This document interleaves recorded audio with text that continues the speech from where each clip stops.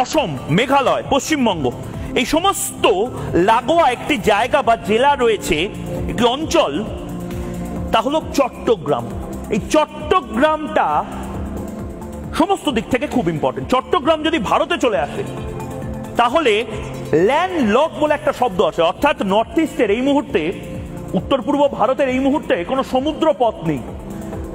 অসম বা ত্রিপুরায় কোনো জিনিস ভারতের এক প্রান্ত থেকে আরেক প্রান্তে কোনো জিনিস জাহাজ করে আনতে গেলে অনেক টাকা দিতে হয়, এবং অনেক টাকা দিতে হয় তার একটাই কারণ, অনেকটা ঘুরে আসতে হয়। চট্টগ্রাম যদি ভারতের অংশ হয়ে যায় তাহলে এই যে ডিস্টেন্স, সেই ডিস্টেন্সটা একদম মিটে যাবে।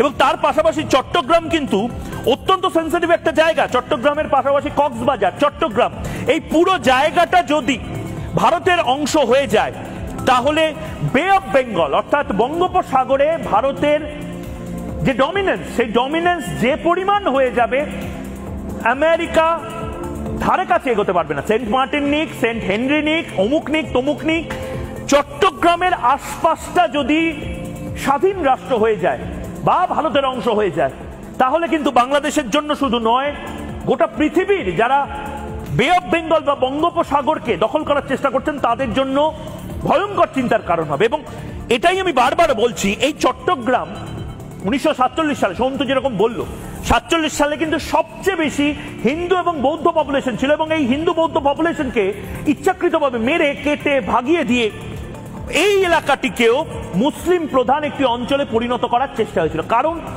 যে কোনো সময় এই চট্টগ্রাম যে আবার বিদ্রোহ ঘোষণা করবে, আমি প্লাজমাতে দেখানোর চেষ্টা করবো অপর প্লাজমা। এই চট্টগ্রাম বিখ্যাত কিসের জন্য? এই চট্টগ্রাম বিখ্যাত আপনারা নিজেরাও জানেন, মাস্টারদা সূর্য সেনের জন্য, প্রীতিলতা ওয়াদেদারের জন্য।